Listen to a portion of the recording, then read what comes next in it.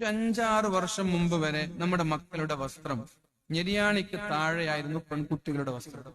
ഇന്ന് പെൺകുട്ടികൾ പാന്റ് ഇടുന്നത് കണങ്കാലിലേക്കാണ്. ഇത് വേറെ ആരുമില്ല, നമ്മൾ തന്നെ മൗലാമാരെ, നമ്മളതും നിങ്ങളതൊക്കെ എല്ലാരും മക്കളെ അവസ്ഥ ഞാൻ പറയുന്നു. ഞെരിയാണി മുകളിൽ കയറി കണങ്കാലിലേക്ക് പാൻസ് ഇട്ടിട്ടാണ് നമ്മുടെ പെൺകുട്ടികളൊക്കെ പുറത്തിറങ്ങുക. വീട്ടിൽ നിന്നിറങ്ങുന്ന ഉമ്മാക്ക് പ്രശ്നമുണ്ടോ? ഇല്ല. ഉപ്പാക്ക് പ്രശ്നമുണ്ടോ? ഇല്ല. ഭർത്താവിന് പ്രശ്നമുണ്ടോ? ഇല്ല. ആങ്ങൾക്ക് പ്രശ്നമുണ്ടോ? ഇല്ല. പഴയ കാലത്ത് ഒരു 10 വർഷം മുമ്പ് വരെ ആണും പെണ്ണും ഇടകലർന്നിരിക്കുന്നതും സംസാരിക്കുന്നതൊക്കെ വല്ലാത്ത നാണക്കേടായിരുന്നു.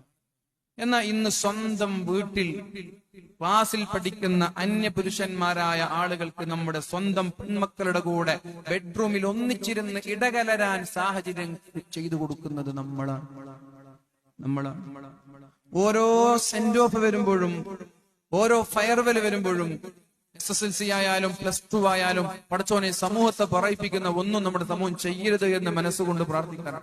കാരണം ആരെങ്കിലും എന്തെങ്കിലും ചെയ്ത അപ്പോ നമ്മളെ പോലെയുള്ള ബാലന്മാർക്ക് അയച്ചു തരും, എന്നിട്ട് നമ്മൾ മറുപടി പറയണം.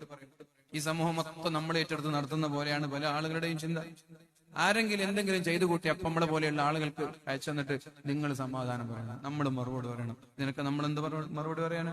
സ്വന്തം ഉപ്പയ്ക്കും ഉമ്മയ്ക്കും മക്കളെ കുറിച്ച് ബോധമില്ലാത്തൊരു കാലത്ത് നമ്മൾ എന്ത് മറുപടി പറയണം?